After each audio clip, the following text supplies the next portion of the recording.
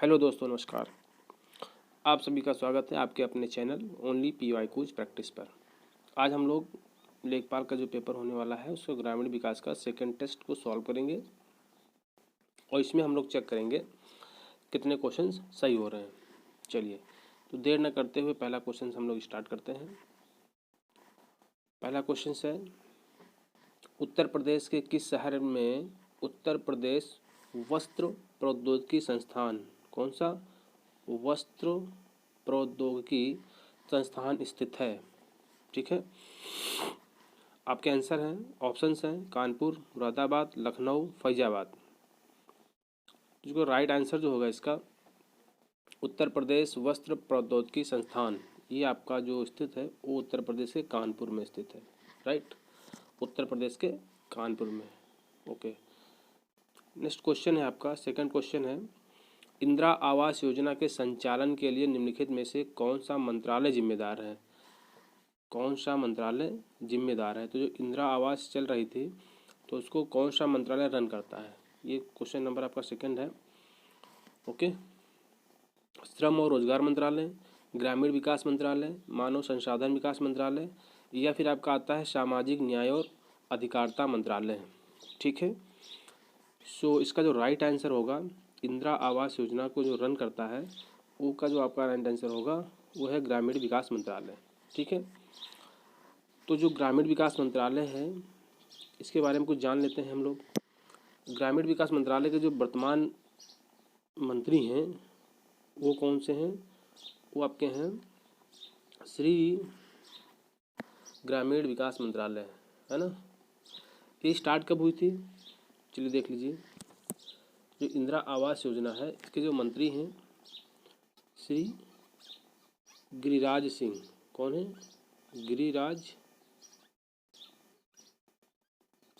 गिरिराज सिंह इसके वर्तमान केंद्रीय मंत्री हैं। ठीक है, तो जो इंदिरा आवास योजना है ये जून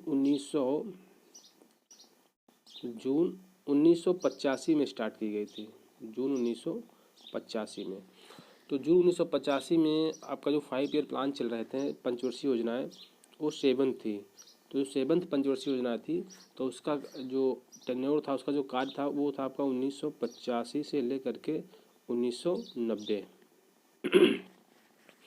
तो 7th 5 ईयर जो प्लान था आपका, उसकी जो टाइम ड्यूरेशन थी वो 1985 टू 90 थी।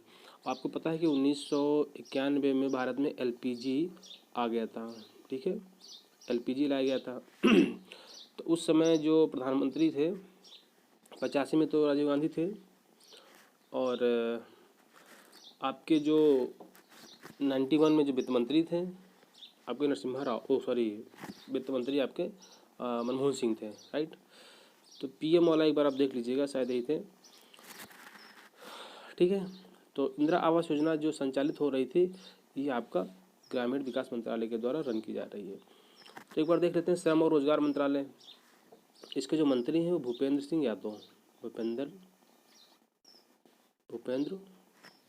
सिंह यादव। ठीक है, भूपेंद्र सिंह यादव इसके, या भूपेंद्र यादव इसके मंत्री हैं। कौन से? श्रम और रोजगार मंत्रालय। ओके, फिर आपका आता है मानव संसाधन मंत्रालय। तो जो मानव संसाधन विकास मंत्रालय है, और मानव संसाधन विकास मंत्रालय इसके जो शिक्षा मंत्रालय, इसी का नाम कर दिया गया है बदल करके शिक्षा मंत्रालय। ठीक है, मानव संसाधन विकास मंत्रालय का नाम बदल के कर दिया है शिक्षा मंत्रालय, और इसके जो मंत्री हैं वो आपके हैं धर्मेंद्र प्रधान जी। कौन है? जो पहले पेट्रोलियम और गैस मंत्रालय हुआ करता था इनके अधीन, धर्मेंद्र प्रधान जी। ठीक है, नेक्स्ट है आपका सामाजिक न्याय और अधिकारिता मंत्रालय। ठीक है, इसके जो मंत्री हैं वो है डॉक्टर वीरेंद्र सिंह।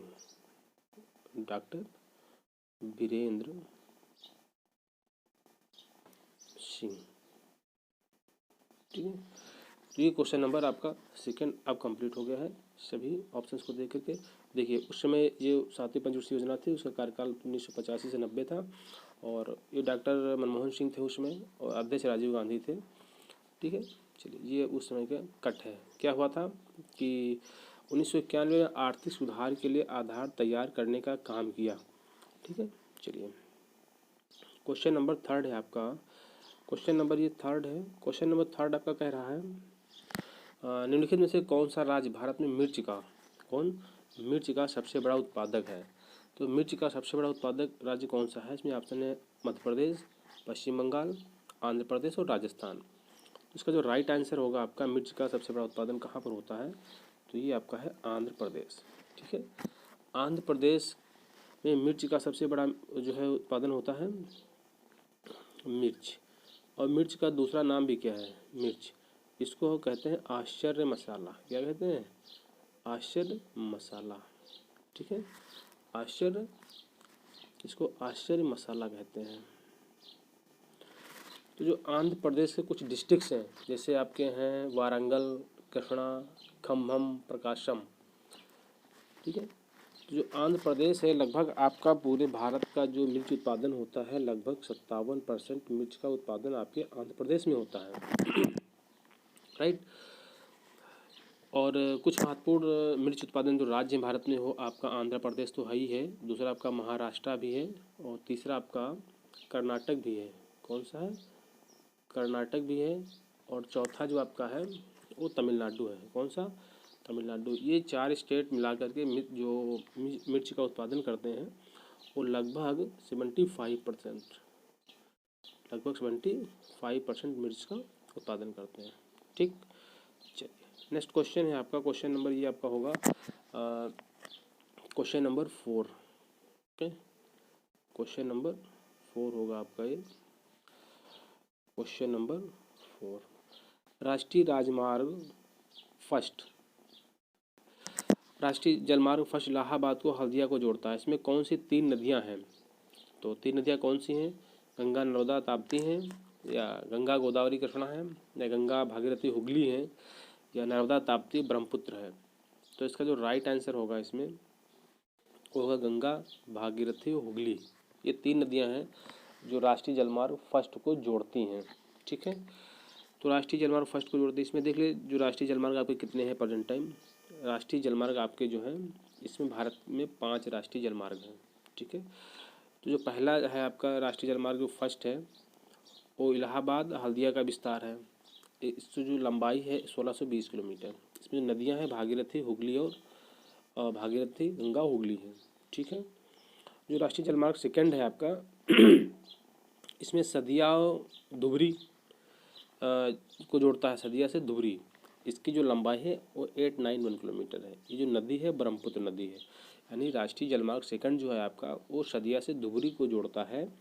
891 किलोमीटर उसकी लंबाई है, और नदी जो कौन सी है, ब्रह्मपुत्र है। ठीक है, और फिर आपका जो थर्ड है राष्ट्रीय जलमार्ग थर्ड जो है आपका वो कोल्लम कोट्टापुरम का विस्तार है। ठीक है, कोल्लम कोट्टापुरम को जोड़ता है, और इसकी जो लंबाई है 205 किलोमीटर है। ठीक है, बेस्ट कोस्ट नहर और चंपाकारा उद्योग मंडल नहरें इस जो राष्ट्रीय जलमार्ग थर्ड है इसमें जुड़ती है। ठीक, नेक्स्ट है आपका राष्ट्रीय जलमार्ग 4। तो ये काकीनाडा से पुडुचेरी को जोड़ता है। ठीक है, और इसकी जो लंबाई है 1095। गोदावरी और कृष्णा नदियाँ हैं, राष्ट्रीय जलमार्ग 4। और जो राष्ट्रीय जलमार्ग आपका फिफ्थ है ये है आपका तालचर से धामरा। ओके, तालचर से धामरा। इसकी जो लंबाई है 623 किलोमीटर है, मताई महानदी। ओके, चलिए नेक्स्ट क्वेश्चन है आपका प्रधानमंत्री उज्ज्वला। एक क्वेश्चन नंबर 5 है आपका, प्रधानमंत्री उज्ज्वला योजना किससे संबंधित है। प्रधानमंत्री उज्ज्वला योजना किससे संबंधित है, तो कौशल प्रदान करना, या वित्तीय समावेशन की है, या एलपीजी कनेक्शन है, या बिजली कनेक्शन है। जो आपकी प्रधानमंत्री उज्ज्वला योजना है इसका जो राइट आंसर होगा वो आपका है एलपीजी कनेक्शन से। ठीक है, एलपीजी कनेक्शन। तो प्रधानमंत्री उज्ज्वला योजना कब स्टार्ट की गई थी, ये स्टार्ट की गई थी 1 मई 2016। 1 मई 2016 को स्टार्ट की गई थी। ठीक है, क्या थी, बीपीएल से संबंधित महिलाओं को मुफ्त एलपीजी कनेक्शन, यानी जो बीपीएल आपका होता है बिलो पॉवर्टी लाइन, इसमें जो महिलाएं हैं उनको मुफ्त में एलपीजी सिलेंडर रसोई गैस कनेक्शन उनको दिया जाएगा, जिससे जो प्रदूषण फैलता है उस पर रोक लग सके, है ना। धुआं रहित खाना बना सके महिलाएं, जिनका उनका स्वास्थ्य में इंक्रीमेंट हो, स्वास्थ्य अच्छा हो। फिर और देख लेते हैं हम लोग कौशल प्रदान करना। तो जो कौशल भारत कार्यक्रम है ये स्टार्ट किया गया था 15 जुलाई 2015 में, राइट, 2015 में। और वित्तीय समावेशन की जो योजना चली थी वो आपको सबको पता होगा, प्रधानमंत्री जन धन योजना, प्रधानमंत्री PM जन धन योजना चली थी, है ना। तो ये जो आपकी स्टार्ट की गई थी, ये कब स्टार्ट की गई थी? 28 अगस्त 2014। ये कब शुरू हुई थी? 28 अगस्त 2014 में स्टार्ट की गई थी। ओके। और फिर आपका आता है सौभाग्य योजना। सौभाग्य योजना जो आपकी है वो बिजली कनेक्शन से है। कौन सी है? बिजली कनेक्शन। सौभाग्य योजना, ठीक है। इसका जो मोटो था ये आपकी स्टार्ट की गई थी सितंबर 2017 में। कब शुरू की गई थी? सितंबर 2017 को स्टार्ट की गई थी सौभाग्य योजना। प्रधानमंत्री सहज बिजली हर घर योजना, इसको चलाया गया था, ठीक है। चलिए फिर आपका नेक्स्ट क्वेश्चन है उत्तर प्रदेश में किस प्रकार की मिट्टी अधिकतम मात्रा में पाई जाती है? तो अधिकतम मात्रा में मिट्टी जो पाई जाती है उत्तर प्रदेश में वो आपकी है जलोढ़ मिट्टी। कौन सी है? ऑप्शन देख लीजिए एक बार। काली मिट्टी है, जलोढ़ मिट्टी है, लेटराइट है, कोई नहीं है। तो इसमें जो आपको राइट ऑप्शन होगा वो आपका होगा जलोढ़ मिट्टी, ठीक है। तो जलोढ़ मिट्टी जो है आपकी इसको दोमट मिट्टी भी कहा जाता है। क्या कहा जाता है? दोमट मिट्टी। और इसको एलुवियल सॉइल भी कहते हैं। क्या कहते हैं? एलुवियल सॉइल भी इसको कहा जाता है। ये पूरे भारत में सबसे अधिक क्षेत्रफल पर पाई जाती है और कितनी है? लगभग 43.4% के एरिया पर ये पूरे भारत में पाई जाती है। इसमें चावल, गेहूं, बाजरा, ज्वार, तंबाकू आदि फसलें के लिए अच्छी मिट्टी मानी जाती है। नेक्स्ट क्वेश्चन है आपका मनरेगा के तहत जॉब कार्ड की वैधता क्या है? जो मनरेगा जो आपकी चल रही है उसके जो जॉब कार्ड इशू किए जाते हैं उसके तहत उसकी वैधता कितनी होती है? कितने साल की वैलिडिटी होती है मनरेगा कार्ड की? तो 2 वर्ष, 3 वर्ष, 5 वर्ष, 10 वर्ष। तो इसका जो राइट आंसर होगा वो होगा आपका 5 वर्ष। एक बार मनरेगा कार्ड बना लीजिए तो 5 वर्ष तक वो वैलिड रहता है। तो मनरेगा, इसके बारे में थोड़ा तथ्य हम लोग जान लेते हैं। क्योंकि जो मनरेगा स्टार्ट हुई थी सबसे पहले मनरेगा नहीं थी, वो नरेगा थी। क्या थी? नरेगा से जो मनरेगा बना ये बना 2 अक्टूबर 2009 को। नरेगा से ये मनरेगा बना, ठीक है। तो ये एक रोजगार गारंटी योजना है। जो मनरेगा है आपका रोजगार गारंटी योजना है। ये 7 सितंबर 2015, कब? 7 सितंबर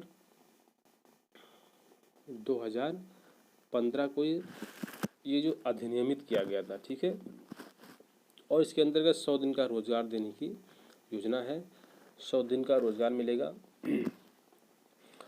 और इसकी जो शुरुआत हुई थी ये 2 फरवरी 2006 को हुई थी।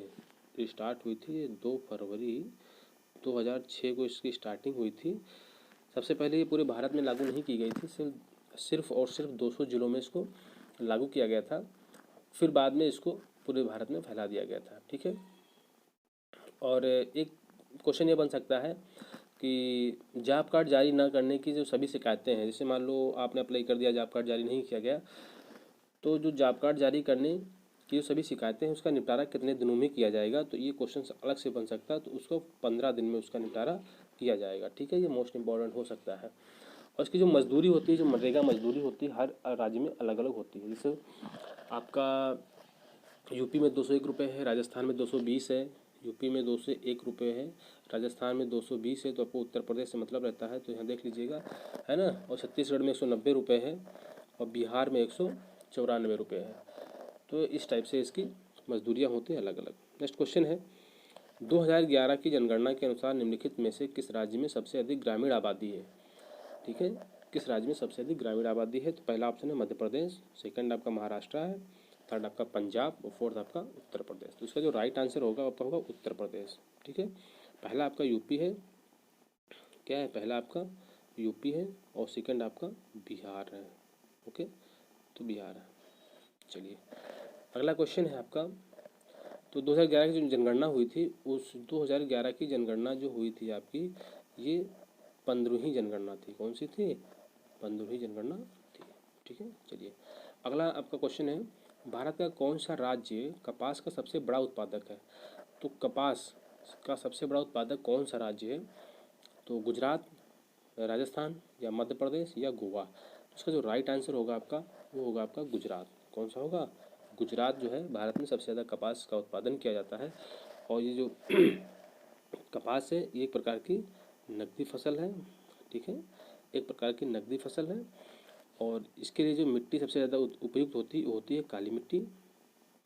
काली मिट्टी, ठीक है, काली मिट्टी सबसे ज़्यादा उपयुक्त होती है इसके लिए।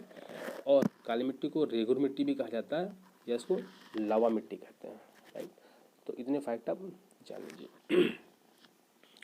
नेक्स्ट क्वेश्चन है आपका कि पंचायती राज निम्नलिखित में से किस राज्य में पहली बार प्रस्तुत किया गया था? हरियाणा या मध्य प्रदेश या राजस्थान या कर्नाटक। तो सबसे पहले तो राजस्थान में इसको इंट्रोड्यूस कराया गया था। कब कराया गया था? 2 अक्टूबर 2 अक्टूबर 1959 को। तत्कालीन प्रधानमंत्री हमारे थे पीएम पंडित जवाहरलाल नेहरू जी, जिन्होंने राजस्थान के नागौर जिले में पंचायती राज की स्थापना की थी। क्लियर है? तो दो ये हो गया आपका। तो दो ऐसे राज्य थे जो सबसे पहले पंचायती राज की स्थापना की थी। एक राजस्थान था और दूसरा आपका आंध्र प्रदेश था। दूसरा आपका आंध्र प्रदेश। ये क्वेश्चन बनता है। नेक्स्ट क्वेश्चन है, निम्नलिखित में से भारत की सबसे लंबी नहर कौन सी है? बंकिंघम नहर है आपकी, शारदा नहर है, इंदिरा गांधी नहर है या ऊपरी गंगा नहर है? तो जो सबसे लंबी नहर है आपकी वो आपकी है कौन सी है? इंदिरा गांधी नहर। ठीक है, कौन सी नहर है? इंदिरा गांधी नहर सबसे लंबी नहर है। ठीक है, तो इंदिरा गांधी नहर कहाँ निकली थी? ये हरिके बैराज से निकली है। कहाँ से निकली है? हरिके बैराज। हरिके बैराज, ये हरिके बैराज कहाँ बना हुआ है? तो ये पंजाब में बना हुआ है। पंजाब में बना हुआ है। कौन सी नदियाँ हैं? हाँ, तो वो क्या है? सतलज और ब्यास। कौन सी नदी है? सतलज प्लस ब्यास। इन दो नदियों पर हरिके बैराज बनाया गया है। ये पंजाब में है। क्यों बनाया गया था? क्योंकि राजस्थान की जो भूमि है वह समझ रहे हो रेगिस्तानी भूमि है। तो पश्चिमी राजस्थान की प्यासी रेगिस्तानी भूमि को हिमालय के पानी से सींचना था, इसलिए इंदिरा गांधी नहर का निर्माण किया गया था कि वहाँ पर जो पानी पहुँचे फसलों का उत्पादन हो। ठीक है, तो ये है आपकी। दूसरी बात देख लीजिए कि जो बंकिंघम नहर है, बंकिंघम नहर कहाँ चली गई? ये है। तो ये जो नहर है आपकी, ये आंध्र प्रदेश और ये तमिलनाडु में बहती है और ये की जो लंबाई है वो आपकी है 796 किलोमीटर। कितनी है? 796 किलोमीटर इसकी लंबाई है। क्लियर है? बाकी तो आप जानते ही हैं कि जो ऊपरी गंगा नहर और शारदा नहर यूपी से बिलोंग करती हैं। ठीक है, ओके। किस राज्य में गरीबी रेखा से नीचे रहने वालों की अधिकतम संख्या है? तो गरीबी रेखा से सबसे नीचे रहने वाली जो अधिकतम संख्या है, तो हम सभी लोग टॉप पे रहते हैं। तो इसमें टॉप पे हैं बिहार है, उत्तर प्रदेश है, मध्य प्रदेश है, महाराष्ट्र है। तो इसमें जो राइट आंसर होगा आपका वो आपका होगा यूपी है और सेकंड जो आपका होगा वो आपका होगा बिहार। ठीक है, वो आपका होगा बिहार। क्लियर है? चलिए नेक्स्ट क्वेश्चन जो आपका है, निम्नलिखित में से कौन सा पंचायत का कार्य नहीं है? पंचायत जो होती है ग्राम पंचायत, उसका कौन सा कार्य नहीं है? ग्राम पंचायत का कौन सा कार्य नहीं है? तो पहला है स्थानीय बाजारों की स्थापना करना, सही है। परिवहन सुविधाएं और संक्रामक रोगों की रोकथाम और गाँव की गलियों की रोशनी। तो देखो जो पंचायत का कार्य होता है तो ये स्थानीय बाज़ारों की रखरखाव इसका कार्य होता है। ठीक है, और फिर आपका जो है परिवहन सुविधाएं उसका कार्य नहीं होता है। तो जो राइट आंसर है उसका वो आपका होगा परिवहन सुविधाएं उसका कार्य नहीं होता है। लेकिन संक्रामक रोगों की जो रोकथाम है वो उसका कार्य होता है। जैसे अभी कोरोना काल चल रहा था तो देखो गाँव में ग्राम पंचायत ऐसा प्रधान जो होते हैं उन्होंने सैनिटाइज कराया था ग्राम पंचायत को, है ना। तो ये उनका कार्य होता है। और गांव की जो गलियां होती हैं रोशनी की व्यवस्था करवाना, वहाँ पर स्ट्रीट लाइट लगवाना, वो ग्राम पंचायत की जिम्मेदारी होती है। ठीक है, चलिए, किस राज्य ने एक मुख्यमंत्री ग्रामोद्योग विकास योजना शुरू की थी? मुख्यमंत्री ग्रामोद्योग विकास योजना किसने शुरू की थी? तो ये स्टेट है आपका उत्तर प्रदेश। कौन सा है? उत्तर प्रदेश राज्य ने शुरू किया था, है ना। आत्मनिर्भर को बढ़ावा देने के लिए, उद्योग शिल्प को प्रोत्साहित करने के लिए ये योजना संचालित की गई थी उत्तर प्रदेश सरकार के द्वारा। ठीक है, नेक्स्ट क्वेश्चन है आपका, किस सिंचाई अभ्यास से अधिकतम जल संरक्षण होता है? किस अधिकतम जल संरक्षण होता है? वो आपका जो राइट है आपका ऑप्शंस देख लीजिए एक बार, जल पहिया, नलकूप, बूंद सिंचाई या फव्वारा। तो जो राइट आंसर होगा आपका वो होगा आपका बूंद सिंचाई। क्या होगा? बूंद सिंचाई आपका राइट ऑप्शन होगा। इसे कहते हैं drip irrigation method. Drip irrigation method. इसमें क्या होता है? सूक्ष्म सिंचाई प्रणाली भी इसको कहा जाता है। क्या कहा जाता है? सूक्ष्म सिंचाई प्रणाली भी इसी को कहा जाता है। ठीक है, तो इसमें होता क्या है कि पौधों की जो जड़ें होती हैं उससे डायरेक्ट यहाँ पर जल पहुँचता है। ठीक है, जिला परिषद को कौन भंग कर सकता है? जिला परिषद जो पंचायती राज व्यवस्था है उसमें त्रिस्तरीय होती है।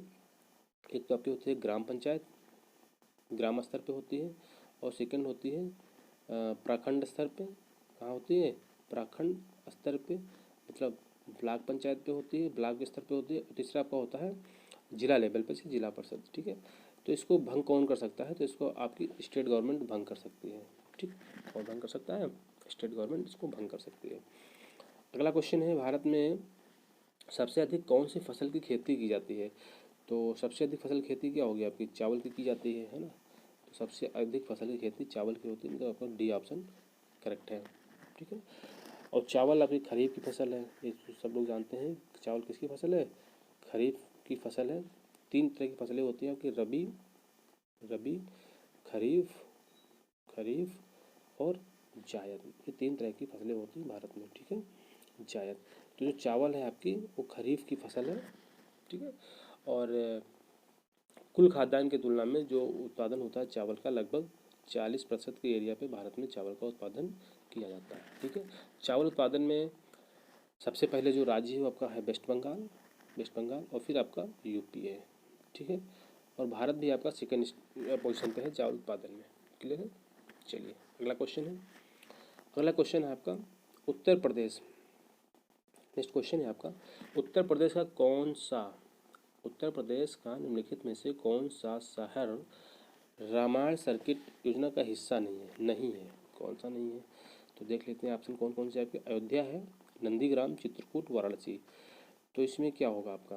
अयोध्या तो है ना, अयोध्या है, नंदीग्राम भी है, चित्रकूट भी है, आपका वाराणसी नहीं है। वाराणसी करेक्ट आंसर है। देखिए, जो रामायण सर्किट बनाया जा रहा है ये अयोध्या, नंदीग्राम, चित्रकूट, श्रृंगवेरश्वर, ठीक है, श्रृंगवेरपुर और चित्रकूट, अयोध्या, नंदीग्राम में बनाया जा रहा है। जो रामायण सर्किट है या स्वदेश दर्शन, एक योजना चली थी स्वदेश दर्शन, इसके तहत रामायण सर्किट को बनाया जा रहा है। मतलब अपने देश में जो दर्शनीय स्थल हैं, जो पौराणिक जो पुराने स्थल हैं उनका दर्शन कराया जाएगा। ठीक है, तो ये जो मंत्रालय है ये पर्यटन मंत्रालय के तहत इसका संचालन किया जा रहा है। ठीक है, इसका संचालन किया जा रहा है। ये 15 जगहों पर रामायण सर्किट, कुल कितने जगहों बनेगा? 15 जगहों पर रामायण सर्किट बनेगा। अगला क्वेश्चन है आपका, निम्नलिखित में से कौन सा राज्य भारत का स्पाइस गार्डन है? कौन सा? स्पाइस गार्डन मीन्स आप लिख दीजिए, ये मसाला है ना। तो सबको पता है सबसे ज़्यादा मसाला भारत में कहाँ होता है? तो ये सबसे ज़्यादा होता है ना कब? केरल में। आपका आंध्र प्रदेश है, केरल है, कश्मीर है और पंजाब है। तो राइट आंसर क्या होगा आपका? Kerala is right answer. तो केरल को मसाला उद्यान कहा जाता है, या स्पाइस गार्डन वही मसाला उद्यान। ठीक है, केरल को कहा जाता है। और इसके जो 2 ज़िले हैं इडुक्की और वायनाड, कौन से? इडुक्की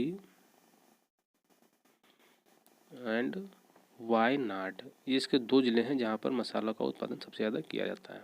ठीक है, और बाकी कश्मीर को पता है, कश्मीर में केसर का उत्पादन किया जाता है, तो केसर के लिए प्रसिद्ध है। फिर आपका है आंध्र प्रदेश। आंध्र प्रदेश को क्या कहा जाता है? Rice bowl of India, rice bowl of India. और फिर आपका आता है पंजाब। पंजाब को कहा जाता है भारत का अन्न भंडार, या भारत की रोटी की टोकरी भी से हम कहते हैं। ठीक है, चलिए बहुत बढ़िया। नेक्स्ट क्वेश्चन है आपका, काठ एवं दाह कृषि का एक प्रकार है काठ एवं दाह कृषि, कौन सी कृषि? काठ एवं दाह कृषि। तो इसका जो राइट आंसर है स्थानांतरण कृषि, गहन कृषि, वाणिज्यिक कृषि या फिर निर्वाह कृषि। तो काट एवं दाह मतलब होता है कि जंगलों को काटना, उनको दाह संस्करण मतलब जला देना, फिर खेती योग्य भूमि का निर्माण करना। तो इसका जो होगा स्थानांतरण कृषि होता है। राइट ऑप्शन क्या है? स्थानांतरण कृषि।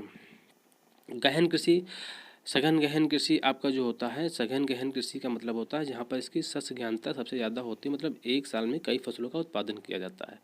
ठीक है, जैसे भारत में इसमें शस्य ज्ञानता आई थिंक 140 है। ठीक है, 140। तो वाणिज्यिक फसलें क्या होती है? वाणिज्यिक फसलें मतलब नकदी फसलें, जैसे गन्ना हो गया, कपास हो गया, का उत्पादन किया जाता है, चाय हो गई आपकी। और निर्वाह कृषि होता है आपका कि ऐसी कृषि जिसमें सिर्फ और सिर्फ परिवार का भरण पोषण हो चुके ऐसी फसलों का उत्पादन किया जाए, इससे ज़्यादा कुछ नहीं हो, तो उस फसल से या उस कृषि से सिर्फ उस परिवार का निर्वाह ही हो सकता है। ठीक है, बचत नहीं हो सकती है। चलिए नेक्स्ट क्वेश्चन है आपका, ये क्वेश्चन आपका है 21। कौन सा है? 21 क्वेश्चन नंबर है आपका। 21 में अभी तो ग्रामीण विकास के कितने क्वेश्चन आते हैं, ग्रामीण विकास को कई क्वेश्चन थे, योजनाएं संबंधी कई क्वेश्चन होते हैं। तो ये है ग्रामीण विकास मंत्रालय।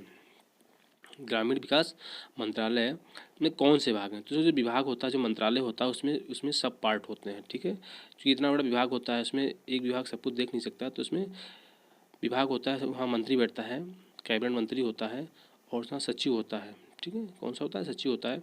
उसके अंडर में कई विभाग होते हैं। तो इसमें मंत्रालय के अंडर डिपार्टमेंट विभाग होते हैं। तो ग्रामीण मंत्रालय जो होता है, ग्रामीण विकास मंत्रालय के अंदर कौन कौन से विभाग शामिल हैं? तो इसमें 2 विभाग शामिल हैं। कितने विभाग शामिल हैं? 2 विभाग शामिल हैं। कौन कौन से? एक होता है ग्रामीण विकास विभाग और भूमि संसाधन विभाग, ये 2 विभाग शामिल होते हैं। ठीक है, तो A is the right answer. Clear है? तो जो ग्रामीण विकास मंत्रालय है, इसकी जो स्थापना की गई थी, तो इसका जो मुख्य उद्देश्य था कि जो ग्रामीण क्षेत्र में जो गरीब लोग हैं उनको कम करना, ग्रामीण क्षेत्र की गरीबी को कम करना, उनका उत्थान करना, उनका प्रोत्साहन देना, ये सब इसके लक्ष्य थे। चलिए, उत्तर प्रदेश के निम्नलिखित में से किस क्षेत्र में वर्षा अधिकतम होती है? तो तराई क्षेत्र, उत्तर गंगा का मैदान, मध्य गंगा का मैदान या बिंद की श्रेणियाँ। इसका जो राइट आंसर होगा आपका, वो होगा आपका तराई क्षेत्र। तराई क्षेत्र में जो होता है वो अधिकतम वर्षा होती है उत्तर प्रदेश के। ठीक है, चलिए निम्नलिखित में से कौन सा भूमि सुधार के उद्देश्य में शामिल है? तो भूमि सुधार के उद्देश्य में कौन कौन सा शामिल है, ये भी देख लीजिएगा। तो आर्थिक असमानता को दूर करना बिल्कुल शामिल हो सकता है, कॉमन सेंस है। भूमि स्वामित्व का अनुदान, ठीक है, और काश्तकार की सुरक्षा, तो इसमें हो जाएगा उपरोक्त सभी, यानी आपका डी विकल्प जो होगा वो सही हो जाएगा। क्लियर है? और भी हो सकता है आर्थिक असमानता को समाप्त करना, सामाजिक समानता को स्थापित करना, सामाजिक न्याय को स्थापित करना, है ना, साहूकार को ख़त्म करना, वगैरह वगैरह, इसमें भी उपयोग हो सकते हैं। अगला क्वेश्चन है, अगला ये जो क्वेश्चन है आपका, ये आया है आपका 24 नंबर क्वेश्चन है। वीडियो भी काफ़ी 28 मिनट का बन चुका है। तो आप सबसे अनुरोध है कि अगर वीडियो अच्छा लगे तो इसको लाइक करें, सब्सक्राइब करें, शेयर करें दोस्तों के साथ। इसी तरह आपको हम प्रैक्टिस करवाएंगे, जीएस के जितने भी सेक्शन होंगे उस सभी का यहाँ पर प्रैक्टिस करवाया जाएगा। ठीक है, विद एक्सप्लेनेशन, उसका बेकायदा एनालिसिस होगा। ये नहीं कि आप क्वेश्चन पढ़ो उसको बस टिक कर दीजिए, ऐसा नहीं होगा। ठीक है, चलिए नेक्स्ट क्वेश्चन जो है आपका, भारतीय संविधान के अनुच्छेद कौन सा है? 243B के तहत, तो 243 में 243 अगर आप पढ़ें तो तुरंत आपके दिमाग में क्लिक करना चाहिए कि पंचायती राज स्तर से संबंधित हो सकता है, पंचायत से। ठीक है, तो 243B के तहत गठित ग्रामीण क्षेत्रों के लिए स्वशासन की कौन सी संस्था है? तो इसमें जो है आपकी स्वशासन की संस्था ये होती है आपकी 243B, है ना। तो इसके अंतर्गत जो होती है पंचायत, क्या होती है? पंचायत होती है। ठीक है, तो ग्राम सभा किस में होती है? जो ग्राम सभा होती है ये होती है 243 ए में ग्राम सभा होती है। ठीक, और ग्रामीण सभा हो गया, ग्राम सभा तो मतलब ही नहीं है। तो ग्राम सभा 243 बी आपकी होती है पंचायत, 243 बी आपकी होती है पंचायत, और जो ग्राम सभा होती है वो होती है 243 ए ग्राम सभा होती है। और 243 सी इसमें होती है पंचायतों की संख्या। क्या होती है? पंचायतों की संख्या इसमें होती है। और जो संविधान बना था, संविधान, चलो भाई पॉलिटी के हम बहुत जल्दी क्वेश्चंस लेने वाले हैं, उसके थ्रू हम इसको एक्सप्लेन करवाएंगे। तो जो भारतीय संविधान बना था तो उसमें वर्तमान में 395 से ज़्यादा अनुच्छेद हैं, 395 से ज़्यादा अनुच्छेद हैं इसमें, और 12 अनुसूचियाँ हैं और 25 भाग हैं, और मूल संविधान में 22 भाग थे। ठीक है, चलिए ये आपका अंतिम क्वेश्चन है, अंतिम क्वेश्चन है। निम्नलिखित में से कौन पंचायतों के लिए धन का स्रोत नहीं है? जो पंचायतें होती हैं उनके लिए धन का स्रोत नहीं है। तो सरकार से टैक्स असाइनमेंट और टैक्स शेयरिंग है, सरकार अनुदान भी देती है इनको, और स्वयं का कर और गैर राजस्व कर भी इनका होता है। ठीक है, बट क्या नहीं होता है, राष्ट्रीयकृत बैंकों से ऋण नहीं ले सकते हैं, ये इनका स्रोत नहीं होता है। क्लियर है, ये इनका स्रोत नहीं होता है। तो ठीक, तो पंचायतें हैं आपकी, तो पंचायती से संबंधित तो बहुत सारा क्वेश्चन आता ही है इसमें। 24 अप्रैल को क्या मनाया जाता है? पंचायती राज दिवस मनाया जाता है।